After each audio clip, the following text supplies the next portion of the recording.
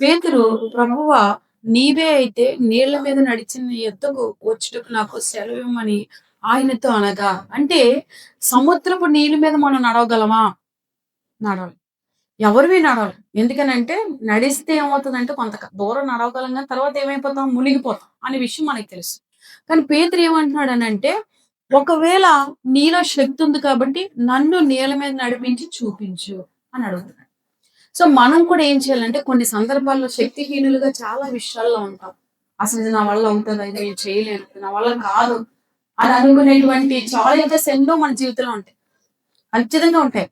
ఈ ఛాలెంజెస్ ఉండేటప్పుడు మనం నేర్చుకోవాల్సిన విషయం ఏంటనంటే, పేతురు దేవుడి వైపు చూసి ఆ సవాలుని జయించి ఎలా అయితే అడిగాడో, మన జీవితాల్లో కూడా అలాంటి ఛాలెంజెస్ చూసేటప్పుడు మనం దేవుడి వైపు చూసి, "ఈ కార్యము నువ్వు చెయ్యి ప్రభు" అని చెప్పి మనం ఏం చేయాలంటే దేవుడిని